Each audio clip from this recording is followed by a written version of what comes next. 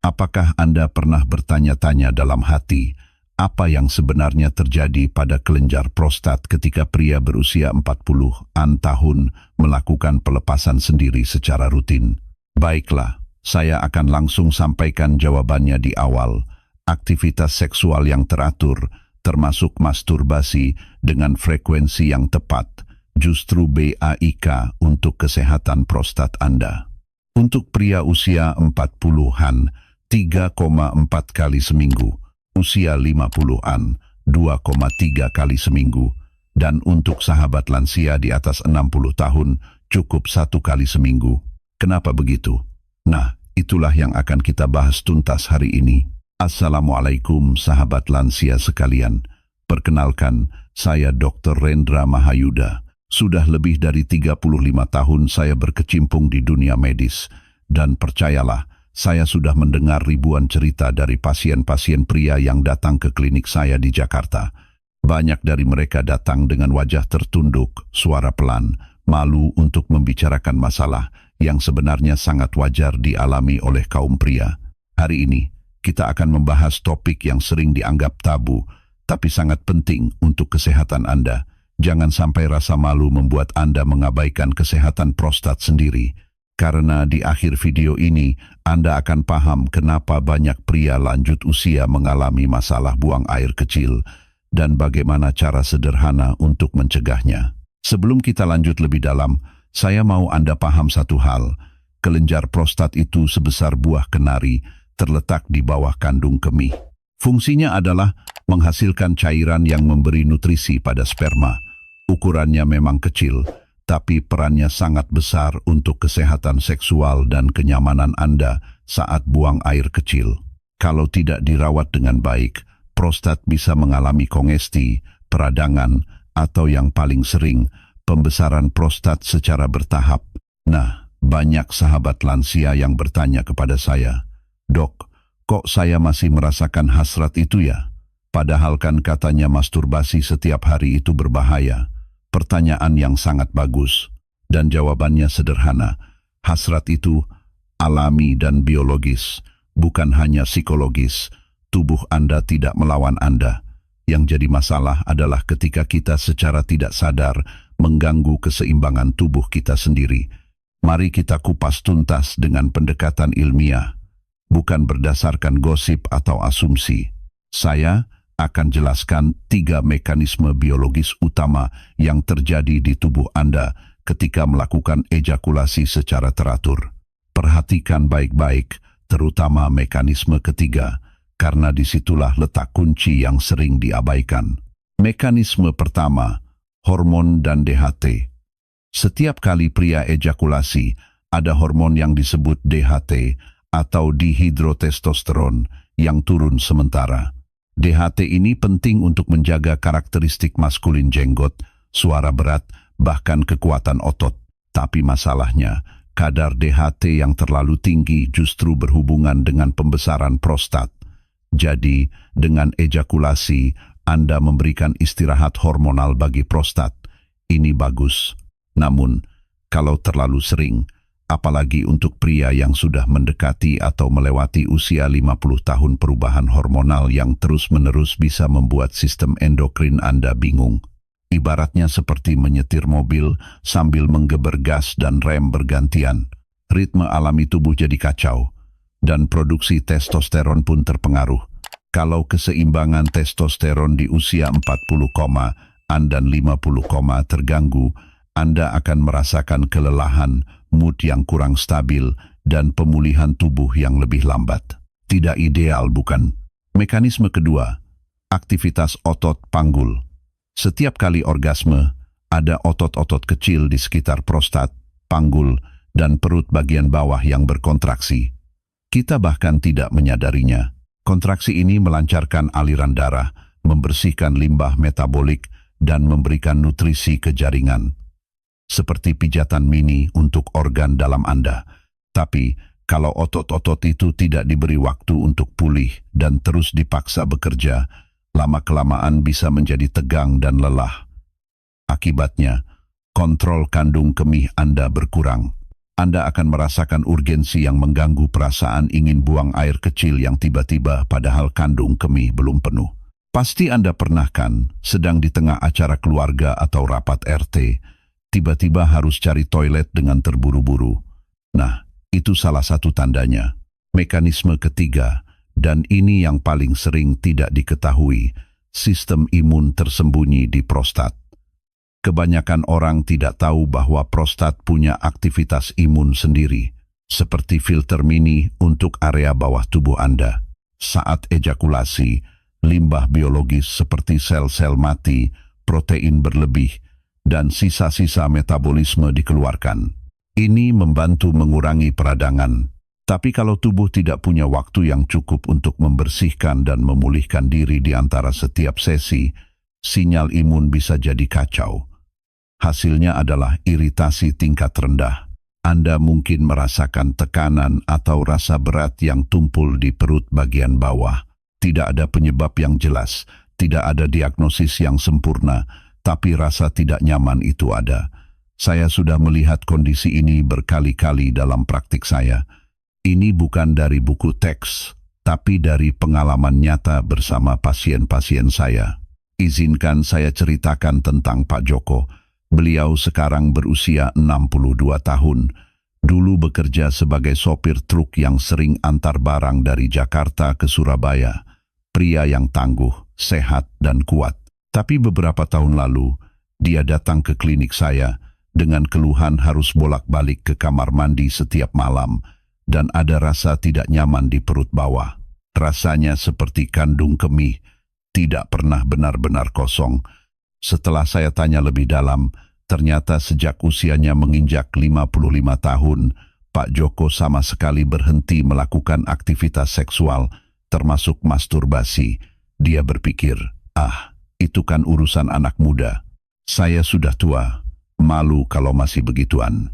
Bahkan di depan istri dan dokter pun beliau malu membahasnya. Jadi dia ya sudah, berhenti total. Tapi tubuh kita tidak berhenti merawat dirinya sendiri hanya karena kita merasa tidak nyaman membicarakannya. Setelah pemeriksaan fisik dan cek prostat, saya temukan prostatnya sedikit membesar, kadar PSA-nya naik, dan jaringannya agak meradang. Belum berbahaya, tapi ini sinyal jelas bahwa tubuhnya tidak merawat area itu dengan baik. Kami mulai dari hal-hal kecil. Pak Joko mulai olahraga ringan jalan pagi di sekitar kompleks perumahan, minum air putih lebih banyak, dan konsumsi suplemen untuk mendukung prostat. Dan yang paling penting, dia mulai lagi melakukan ejakulasi secara teratur. Bukan setiap hari, tapi yang cocok untuk kondisinya, 1,2 kali seminggu. Dalam beberapa bulan, kadar PSA-nya turun sedikit. Tidurnya membaik, rasa berat di panggul hampir hilang. Tapi yang paling mencolok adalah kepercayaan dirinya yang kembali. Suatu sore, beliau duduk di ruang praktik saya, menatap saya dan berkata, "Dok, saya nggak nyangka hal sesederhana ini bisa mengubah hidup saya. Badan lebih enak, pikiran lebih tenang." Dan saya percaya kata-katanya, karena saya sudah melihat ribuan kasus serupa. Cerita seperti Pak Joko bukan hal langka. Ribuan pria mengalami dua ekstrem, terlalu sering sampai kelelahan, atau berhenti total karena malu dan bingung. Dan kedua ekstrem itu sama-sama berbahaya. Kalau Anda masih menonton sampai titik ini dan merasa informasi ini berguna, silakan ketik angka 2 di kolom komentar. Biar saya tahu Anda masih di sini dan serius menjaga kesehatan Anda. Baik, sekarang kita masuk ke bagian paling praktis. Dengan mempertimbangkan semua yang sudah kita bahas, fungsi prostat, hormon, aktivitas otot, dan respons imun, ada satu pertanyaan yang pasti ada di benak Anda. Baik dok, tapi sebenarnya berapa kali yang ideal? Pertanyaan yang sangat wajar. Tapi yang perlu Anda pahami, tidak ada jawaban yang cocok untuk semua orang. Yang efektif untuk pria usia 40-an belum tentu cocok untuk yang sudah 60-an. Ini bukan cuma soal umur, tapi juga pemulihan tubuh, energi, dan seberapa peka Anda mendengarkan tubuh sendiri. Meskipun begitu, berdasarkan pengalaman klinis dan penelitian medis yang ada, Berikut panduan umum yang bisa Anda ikuti. Untuk sahabat yang di usia 40-an, kadar hormon Anda masih kuat. Tubuh biasanya pulih dengan cepat. Frekuensi 3,4 kali seminggu cukup ideal untuk menjaga fungsi prostat dan sirkulasi darah. Anda akan merasa berenergi tanpa merasa kelelahan. Untuk yang sudah memasuki usia 50-an, situasinya mulai berubah. Kadar testosteron menurun, pemulihan tubuh sedikit lebih lambat. Frekuensi 2,3 kali seminggu adalah rentang yang lebih sehat. Tapi dengarkan tubuh Anda. Kalau setelahnya Anda merasa sangat lelah atau malah sulit buang air kecil, kurangi frekuensinya. Itu tubuh Anda yang sedang berbicara. Untuk sahabat lansia 60 tahun ke atas, frekuensi yang dibutuhkan untuk tetap sehat berkurang. Sekitar 1 kali seminggu sudah cukup untuk menjaga kesehatan prostat, meningkatkan sirkulasi panggul, dan memastikan semuanya tetap berfungsi lancar. Kalau Anda masih merasa kuat dan sehat, 2 kali seminggu juga tidak masalah, tapi jangan dilakukan berturut-turut. Beri tubuh waktu untuk riset. Ingat aturan emasnya, konsistensi mengalahkan intensitas. Jangan sampai tidak ada aktivitas sama sekali selama berminggu-minggu, lalu tiba-tiba overload untuk mengejar ketinggalan. Ibaratnya seperti gosok gigi, Anda tidak gosok gigi 10 kali sehari lalu skip seminggu ke depan, kan? Ritme itu penting, lembut, teratur, dan seimbang itulah kunci untuk menjaga kesehatan. Dan sama seperti aspek kesehatan lainnya, kebiasaan ini harus diimbangi dengan pilihan cerdas. Minum air putih lebih banyak, makan makanan yang bersih dan bergizi, rajin bergerak, dan sesekali konsultasi dengan dokter. Sekarang saya tahu, pasti ada beberapa pertanyaan yang muncul di benak Anda. Karena di kolom komentar video-video saya sebelumnya, saya sering mendapat pertanyaan serupa. Jadi izinkan saya jawab 3 pertanyaan paling umum. Pertanyaan pertama, Dok, saya punya pembesaran prostat. Apakah masturbasi atau hubungan seksual tetap aman? Berapa kali yang ideal? Dan apakah ada efek buruknya? Jawaban saya, kalau Anda sudah didiagnosis dengan pembesaran prostat atau BPH, sebaiknya konsultasi langsung dengan dokter Anda untuk rekomendasi yang spesifik. Tapi secara umum, aktivitas seksual yang teratur dengan frekuensi rendah, misalnya 1,2 kali seminggu, biasanya masih aman dan bahkan bisa membantu. Yang penting, jangan memaksakan diri. Kalau merasa sakit atau tidak nyaman, berhenti dan konsultasi. Pertanyaan kedua, Dok, kalau para pendeta, biksu, atau orang yang hidup selibat tidak punya kehidupan seksual, apakah mereka juga bermasalah dengan prostat? Ini pertanyaan yang sangat menarik. Tubuh manusia itu luar biasa, dia punya mekanisme penyesuaian sendiri. Pada beberapa orang yang hidup selibat, tubuh akan melakukan nocturnal emission atau mimpi basah secara alami untuk mengeluarkan cairan yang menumpuk. Tapi memang ada riset yang menunjukkan bahwa ejakulasi yang lebih jarang bisa meningkatkan risiko masalah prostat dibanding yang teratur. Jadi meskipun tubuh bisa beradaptasi, tetap ada manfaat kesehatan dari ejakulasi teratur. Pertanyaan ketiga, Dok, saya mengalami masalah ereksi dan sulit ejakulasi. Kalau begini, bagaimana solusinya? Obat dari dokter bikin badan saya tidak enak. Ini masalah serius yang perlu pemeriksaan medis menyeluruh. Karena bisa jadi ada penyebab lain, diabetes, masalah pembuluh darah, atau efek samping obat tertentu. Jangan malu untuk konsultasi. Ada banyak pendekatan non-farmakologis yang bisa dicoba. Olahraga teratur, diet sehat, mengurangi stres, terapi fisik, atau bahkan terapi psikologis kalau ada faktor mental. Konsultasikan dengan dokter andrologi atau urologi untuk solusi yang tepat untuk Anda. Sebelum saya tutup, izinkan saya tekankan satu hal lagi.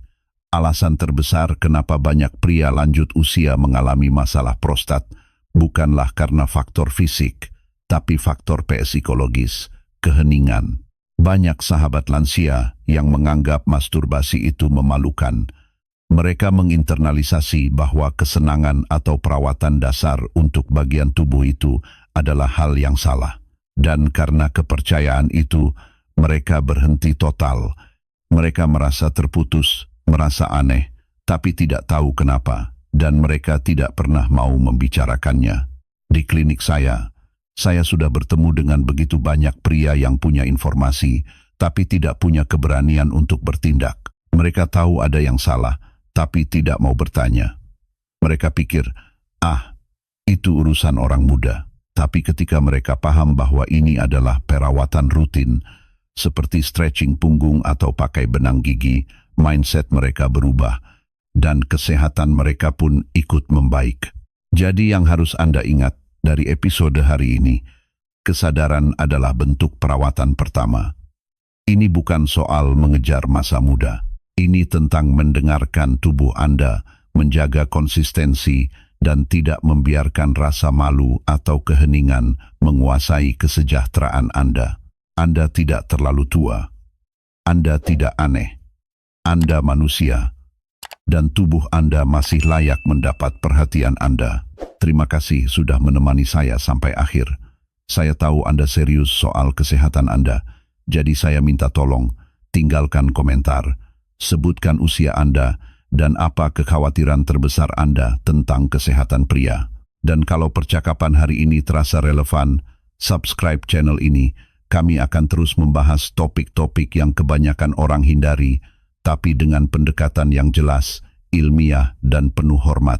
Ingat, merawat diri sendiri bukan lagi pilihan, itu kewajiban.